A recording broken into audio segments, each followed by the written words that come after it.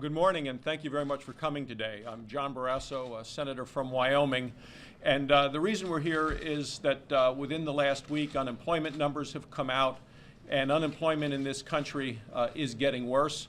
We now have 9.2% unemployment. There are over 14 million Americans who are looking for work and cannot find someone to employ them.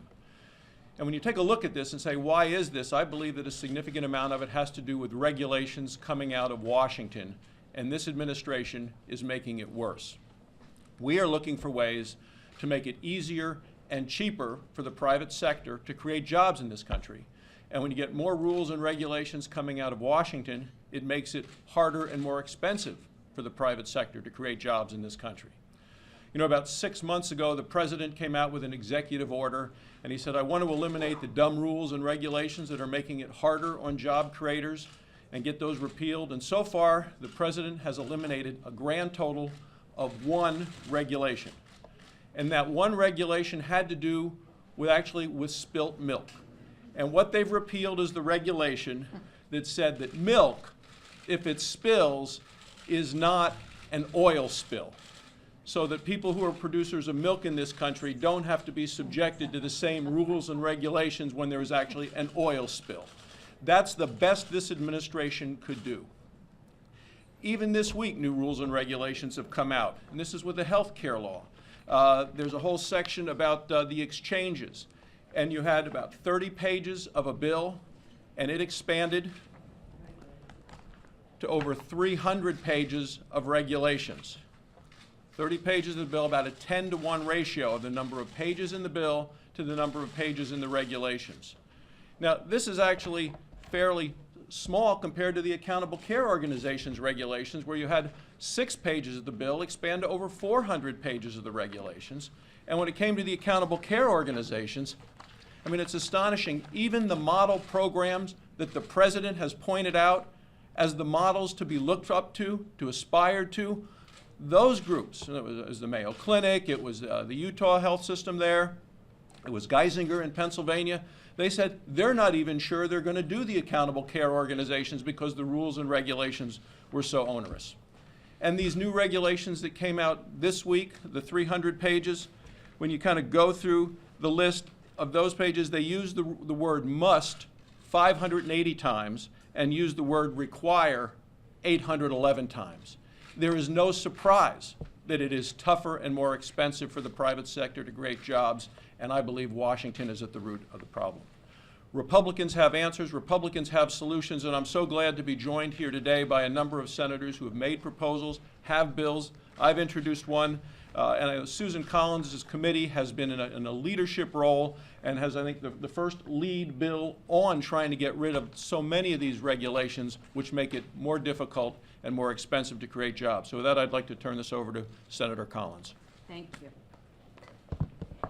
Thank you, Senator Barrasso. First of all, let me thank you for your leadership on this issue, for reminding us that spilt milk should not require many pages of regulations, and for bringing us all together today. I'm very pleased to be joining my Republican colleagues to discuss what we are proposing to deal with the flood of excessive, costly, and burdensome regulations. These regulations matter.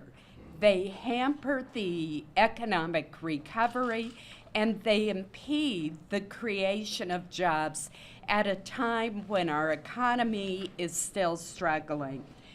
As Senator Barrasso mentioned, the Senate Homeland Security and Governmental Affairs Committee has jurisdiction over the regulatory process. We have held several hearings to hear from our colleagues who have excellent proposals, and my hope is that we can take the best elements from all of the bills that have been introduced and produce comprehensive regulatory reform legislation that is going to make a real difference to job creation and the health of our economy. No business owner that I know questions the role of government in protecting the basic health and safety and well-being of the public and the employees. But far too often, Washington has issued regulations that needlessly burden job creation and bury our small businesses in a mountain of paperwork. The 2010 Federal Register, the compilation of all federal regulations, exceeded 82,000 pages, and more than 3,500 new regulations were added just last year. One particularly troubling regulation is the EPA's proposed rule, which would govern emissions from thousands of commercial, industrial, and institutional boilers. It's known as the Boiler Met regulation. Since these rules were first proposed last year, I've been very troubled about their impact and the cost of the regulation. Whether the initial regulations are estimated to cost $10 billion that EPA says, or $20 billion that the industry maintains, there is no doubt that they would impose a tremendous burden on manufacturers at a time when that sector of our economy is struggling. I've introduced my own regulatory reform bill. I call it the CURB Act. It stands for Clearing Unnecessary Regulatory Burdens. It's co-sponsored by Senator Barrasso, and it would advance 3 common sense provisions to ease the regulatory burden on our nation's businesses. First, the CURB Act would require federal agencies to analyze the indirect costs of regulations, such as the impact on job creation, energy costs, and consumer prices. Second, it prohibits federal agencies from circumventing the public notice and comment requirements by issuing unofficial rules that are known as guidance documents. And third, the CURB Act would provide relief to small businesses that face onerous fines for first-time, non-harmful paperwork violations. The bottom line is this: we simply must ease the regulatory burden on the businesses to support the entrepreneurial spirit that drives innovation, economic growth, and most of all, the creation of new jobs.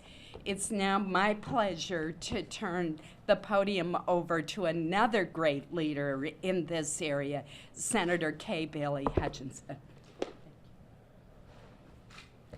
Well, thank you, Susan. In Texas, we have a saying, if it ain't broke, don't fix it. The internet is one of the great success stories of our time, and it has flourished without undue regulation.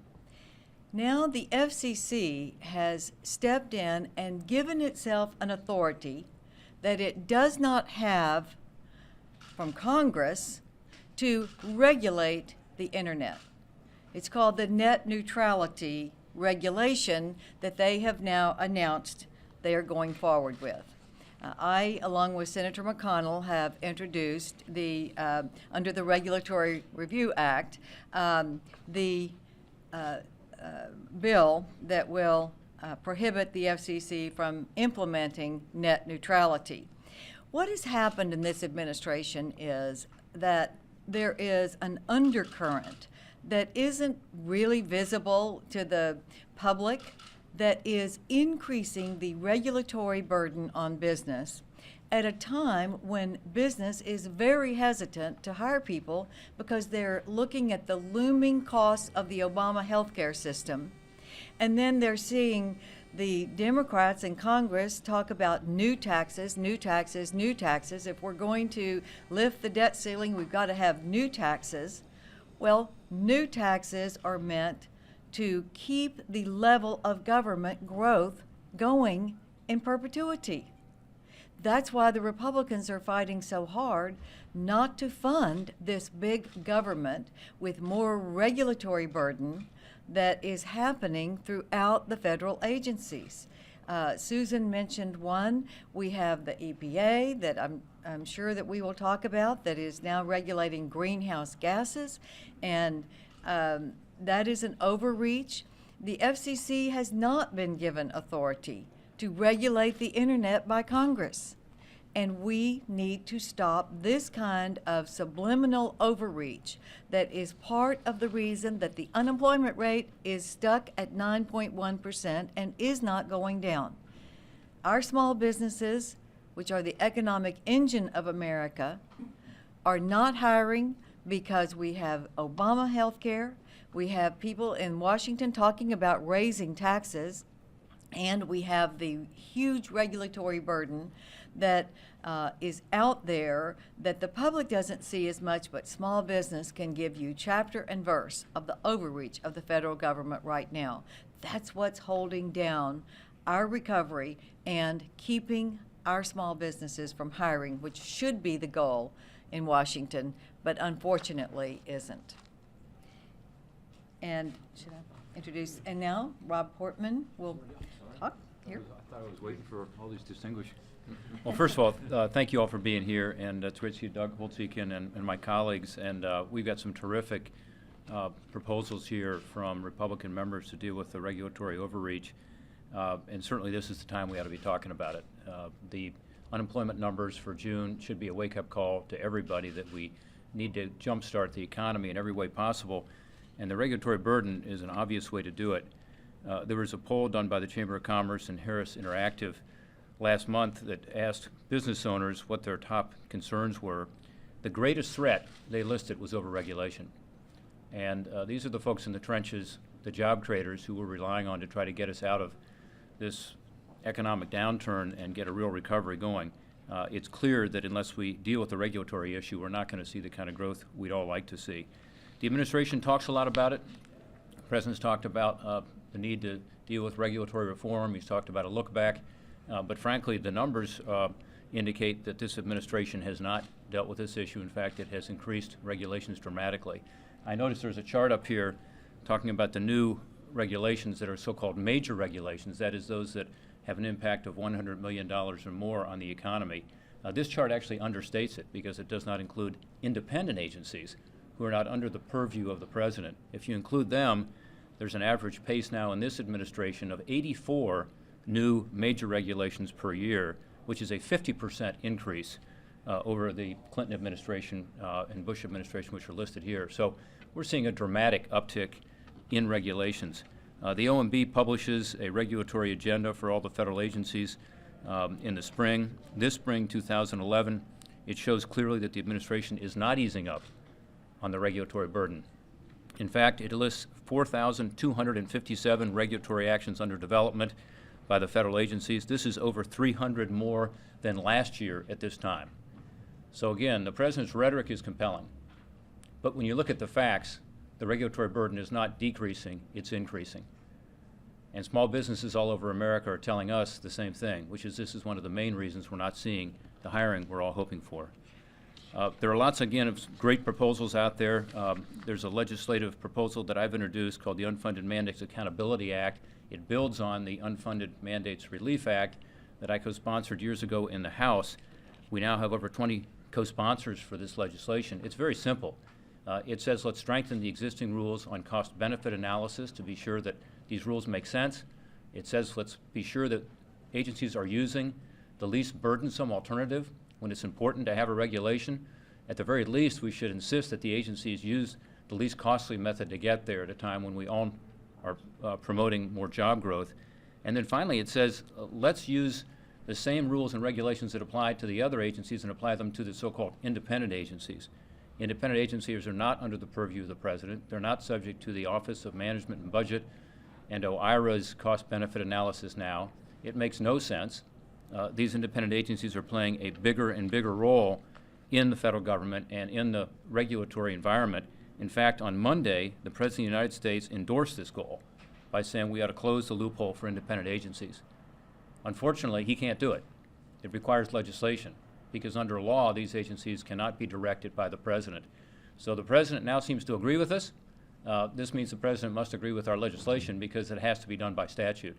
So I'm hopeful that this will give us some added incentive to get some Democrat support here in the Senate and to get this to the President's desk so that we can indeed begin to, in a sensible way, reduce this regulatory burdening of our economy and therefore of job creators. And let's get this economy moving again by dealing with this regulatory issue. Thanks, Senator Barrasso, for organizing this. I think we all acknowledge that this administration came into office and inherited an economy that was in pretty rough shape. Unfortunately, through the policies that they've pursued, they've made it worse. And one of them is the raft of new regulations that is absolutely having a chilling effect on economic growth and job creation right now. I spent many years as a small business owner. I launched my own restaurant company with my brothers, and we grew that into multiple stores. And I can tell you from firsthand experience, the cost of complying with the regulations that were imposed on us had a price. And the price was it delayed our ability to open another restaurant, to expand our business, to hire new workers. And that's the message that I think we ought to be focusing on, the reality that we ought to focus on. We all acknowledge that there is a role for sensible, reasonable regulations that deal with the externalities that are caused by some businesses, that provide for safety and security. But there's also a cost, and we ought to be weighing that. So my own view is that we ought to include in that cost-benefit analysis a direct analysis on the cost of jobs. And so I've introduced a bill that'll play a modest role in this broader effort to get regulations under control. It's called the Employment Protection Act, and it is focused specifically on the EPA, because all across Pennsylvania I have heard that the EPA has been really the most aggressive agency in promulgating new regulations that are causing huge problems on certainly industrial Pennsylvania, but beyond that, the agricultural sector and others as well. And my bill would be very simple. It doesn't actually repeal any existing regulations, although I do support that in some cases, but it would require the EPA to do a specific analysis on the impact on jobs of any new rule that they would choose to propose. They'd have to specifically consider how many jobs would be lost, and if the number were to be significant, they would have to do a field hearing at the place where those job losses would occur, and they'd have to provide this analysis online, make it available for everyone to see. The methodology they use to determine the lost jobs would be audited by GAO. And the whole purpose of this is just to allow us in Congress, as well as the agency itself, to make an informed decision about whether the cost in terms of lost jobs are worth whatever benefits they think this rule is going to generate. We are suffering from unacceptably high unemployment and unacceptably slow economic growth. Part of that is caused by these regulatory excesses. This bill would hopefully slow down this process and shed some light on one of the most important aspects that ought to be considered. What will be the impact on jobs if this rule goes forward? So I want to thank my colleagues for joining me here, and in particular Senator Barrasso for organizing this. I want to thank Senator Barrasso and the senators for the chance to be here today. And I don't think it takes a PhD in economics to recognize the importance of this event. The United States has a desperate need for economic growth. We have millions of Americans, nearly 1 in 5 workers, underemployed to some extent. And all the attention this week seems to be focused on debt and the debt talks, and the debt is a real and genuine burden on this economy and a threat to our capacity to grow, but the regulatory burden is equally important, and I think it's great to have an event that highlights that. 2010 was a record regulatory year for the federal government, and all the indication is that 2011 is on track to break that record. Former OIRA head Susan Dudley estimates that we're on track to impose $100 billion in compliance and administrative costs through regulations this year. It's a $100 billion tax in the economy. 34,000 pages of Federal Register thus far in the first 6 months, again, well above last year. 85 major final rules already above last year, 200 73 proposed rules, more than last year. And the leaders are the ones you would expect. We see Dodd-Frank, which is going to have 139 rulemakings. We see the EPA, which is on track for $26 billion in compliance costs this year. The Affordable Care Act, which is going to impose tremendous amounts of regulatory burden. And I think the lesson that we have seen is that growth and pro-growth efforts are not single strategies. They're not stimulus bills. They are a philosophy that says when you undertake a policy decision, you have to at every moment balance the growth consequences versus other objectives. And in this setting, growth simply must triumph. We need faster economic growth. But that's not what we've seen. What we saw is the Affordable Care Act, a dreadful piece of economic policy making where social objectives trumped growth. We've seen with the EPA, the green agenda trumping a growth agenda. We've seen with the National Labor Relations Board, a union agenda, clearly trumping a growth agenda. And so we've seen at every turn for the past several years the wrong decisions made about growth. And I think I join everyone in saying this isn't a message that says regulations are all bad. It's a message that says the regulations have to be evaluated with our needs for economic growth. And we're not doing that right at the moment, and it's costing us jobs in America. Thank you. With that, we'd be happy to entertain questions. Yes, ma'am. Recently, independent agencies testified that actually some of the most burdensome regulations come from Congress, or some of the bureaucracy that they experience come from statutes. Can you comment on why more legislation is needed to fix what you say is almost too much red tape? I mean, it seems like all of this is from bills that Congress has passed, so why are more bills going to be? Well, I think a lot of this also comes from regulations that Congress doesn't pass, that laws get hijacked, expanded way beyond their intended consequences. And I think we're seeing that right now with the Environmental Protection Agency and a number of things that, that they have proposed, where Congress has clearly said we're not passing a cap and tax piece of legislation, but instead the Environmental Protection Agency said, well, you didn't do it, we're going to go regulate it anyway. You know, going way beyond the original intent of the Clean Air Act, and we're seeing also with the Clean Water Act. So it's regulations coming out of the administration that I think are the big problem. I've actually introduced a piece of legislation, and it's you know how we have environmental statements, the environmental impact statements. Well, I want a jobs impact statement. When an agency comes out with regulations, say, what are the impacts of jobs going to be overall for the economy as well as that specific community? Because so many of these regulations coming out are the things that are hurting jobs the worst. I don't know if anyone else wants to comment on it. Let me give you a specific example of a law that Congress did pass, but EPA interpreted in a way that was not intended. And that was the law to regulate lead paint. Now, all of us agree that lead paint is potentially hazardous to pregnant women, to small children, and indeed it was banned some time ago. But old houses tend to still have lead paint. Well, what EPA did last year is put out new regulations requiring anyone who deals with the removal of lead paint to be certified by the EPA and to take a training course. That's fine. The problem is that EPA rolled out the regulations, which included incredibly onerous penalties of $37,500 per day per violation, without having trainers available to train the many carpenters, painters, electricians, plumbers who are going to have to be certified. In 3 states, for example, there were no trainers available at all.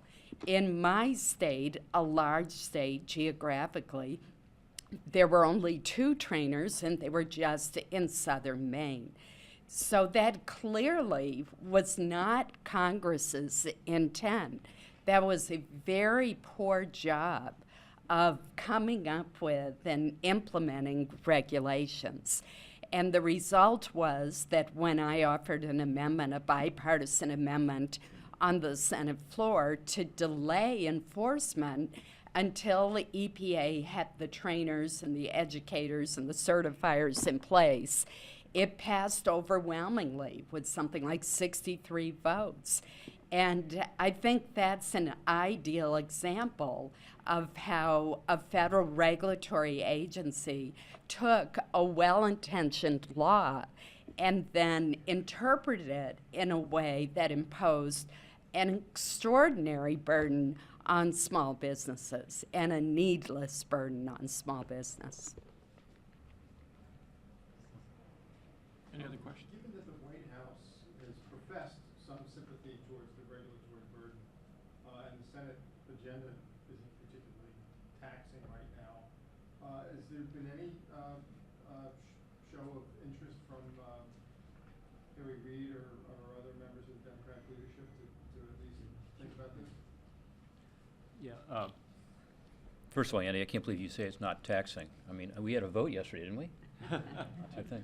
Back to back. Yeah. You're absolutely right. I mean, this is an opportunity for us, again, in the context of these terrible jobs numbers, of disappointment, which is bipartisan about the economic recovery, for us to do something. And we've talked about tax reform a lot. We've talked about dealing with the debt and deficit. As Doug said, that is a problem in terms of economic growth. It's like a wet blanket over the economy. But here's another one, regulatory reform, where there should be a lot of bipartisan support, given the president's rhetoric, given the expressed concern here on the Hill on both sides of the aisle.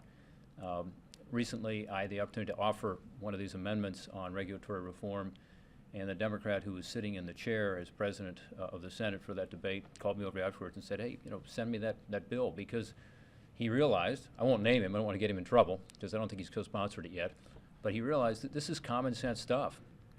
The president realizes that. How can he issue a executive order and a presidential memorandum this week about independent agencies and not support a legislative effort that does precisely what he's talking about, but actually effectuates what he's talking about? Because he can't do it as president, because the independent agencies cannot be directed by the president. So I think there's an opportunity here, and I do think that there are members on both sides that are interested in being involved. Susan Collins, as chair and now ranking member of the committee, has worked closely with Democrats on some of these issues over the years.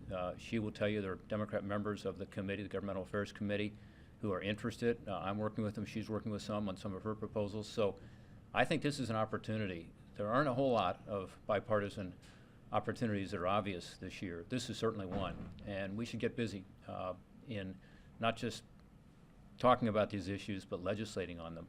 And I do think, given the House majority and their strong interest in it, we have an opportunity to send something to the president so that his speeches about this can actually be matched by action.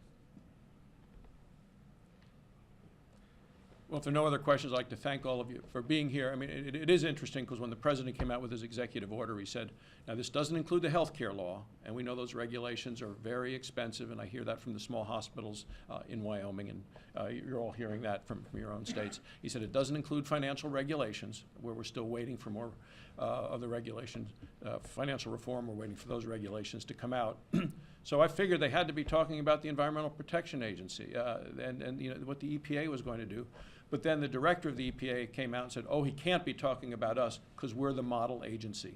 And the reality is that they're the most offensive agency when it comes to, I believe, costing us jobs in this country and preventing us from using our resources. So with that, thank you very much for joining us today. Thank you.